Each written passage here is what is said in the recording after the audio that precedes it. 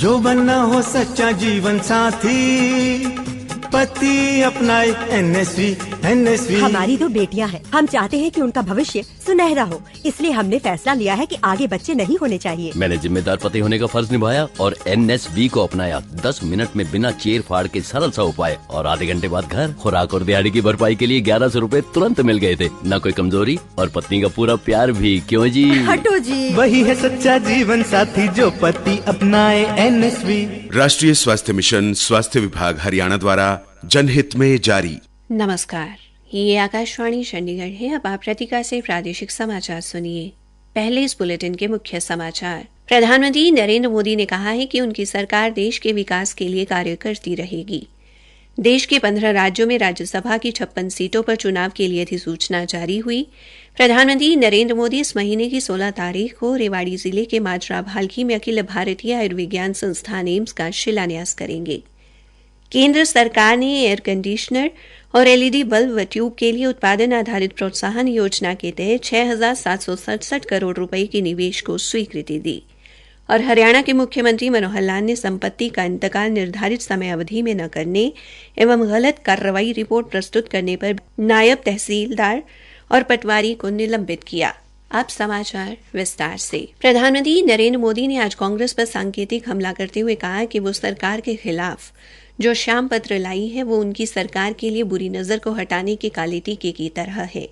प्रधानमंत्री ने कहा कि उनकी सरकार देश के विकास के लिए कार्य करती रहेगी। आज राज्यसभा में जिन सदस्यों का कार्यकाल समाप्त हो रहा है उनके विदाई समारोह में श्री मोदी ने कहा कि पिछले 10 वर्षों में देश ने हर क्षेत्र में प्रगति की है। जिन सदस्यों का कार्यकाल समाप्त हो रहा है उनमें पूर्व प्रधानमंत्री मनमोहन सिंह भी शामिल हैं। श्री मोदी ने डॉक्टर मनमोहन सिंह की प्रशंसा करते हुए कहा कि उन्होंने अपार योगदान दिया है। प्रधानमंत्री ने कहा कि डॉक्टर मनमोहन सिंह ने जिस प्रकार सदन और देश का मार्गदर्शन किया वो हमेशा याद किया जाएगा। श्री मोदी ने पूर्व प्रधानमंत्री की लोकतंत्र मजबूत करने के लिए व्हील चेयर पर राज्यसभा में आकर वोट देने के लिए भी प्रशंसा की। देश के 15 राज्यों में राज्यसभा की 56 सीटों पर चुनाव की अधिसूचना जारी हो गई है। इनमें हरियाणा और हिमाचल प्रदेश से एक सीट शामिल है।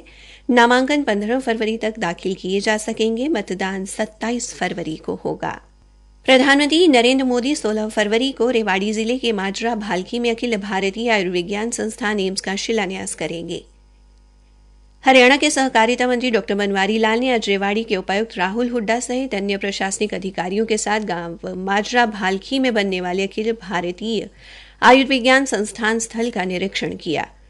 उन्होंने बताया कि प्रधानमंत्री नरेंद्र मोदी एम्स सहित अन्य कई विकास योजनाओं का शुभारंभ करने के साथ ही विकसित भारत विकसित हरियाणा शिलान्यास समारोह को संबोधित भी करेंगे। जन स्वास्थ्य मंत्री ने कहा कि ये दक्षिणी हरियाणा के विकास की तरफ अहम कदम है। मंत्री ने कहा कि एम्स निर्माण के साथ ही आसपास के क्षेत्र में लोगों के लिए रोजगार के अवसर भी सृजित होंगे। उन्होंने कहा कि रेवाड़ी में एम्स बनने से जहां एक और स्वास्थ्य सेवाओं में विस्तार होगा वहीं दूसरी ओर क्षेत्र के आर्थिक विकास को गति मिलेगी। उन्होंने कहा कि 210 एकड़ में बनने वाले एम्स पर लगभग 1231 करोड़ रुपए की लागत आएगी। भगवान राम के भव्य मंदिर के दर्शन के लिए हिसार रेलवे स्टेशन से आज सुबह 11 बजे एक विशेष रेलगाड़ी अयोध्या के लिए रवाना की गई। विधायक घनश्याम सराफ भी इस रेलगाड़ी से अपने समर्थकों के साथ अयोध्या के लिए रवाना हुए। स्टेशन मास्टर राम मेहर शर्मा ने बताया कि इस रेलगाड़ी को आस्था स्पेशल नाम दिया गया है। उन्होंने बताया कि यात्रियों को किसी प्रकार की असुविधा न हो इसके लिए रेलवे विभाग ने हर डिब्बे में खाने पीने की उचित व्यवस्था के साथ मेडिकल व्यवस्था भी की है। ये रेलगाड़ी 18 घंटे में अयोध्या पहुंचेगी और यात्रियों को दर्शन करवाकर वापस हिसार आएगी। प्रादेशिक समाचार आकाशवाणी चंडीगढ़ से प्रसारित किए जा रहे हैं। केंद्र सरकार ने एयर कंडीशनर और एलईडी बल्ब व ट्यूब के लिए उत्पादन आधारित प्रोत्साहन योजना के अंतर्गत 64 आवेदकों के 6,767 करोड़ रुपए के निवेश को स्वीकृति दी है। उद्योग संवर्धन एवं आंतरिक व्यापार विभाग घरेलू उपयोग की इलेक्ट्रिक सामान के लिए उत्पादन आधारित प्रोत्साहन योजना लागू कर रहा है। वाणिज्य एवं उद्योग मंत्रालय ने कहा है कि जिन कंपनियों ने 2021-22 के लिए इस योजना का विकल्प चुना था उन सब ने कामकाज शुरू कर दिया है, जबकि वर्ष 2023-24 के लिए पात्र कंपनियों के आवेदनों पर विचार किया जा रहा है। मंत्रालय ने यह भी कहा है कि उत्पादन आधारित प्रोत्साहन योजना में भुगतान में कोई देरी नहीं की गई और इस वर्ष मार्च तक योजना के अंतर्गत भुगतान कर दिया जाएगा।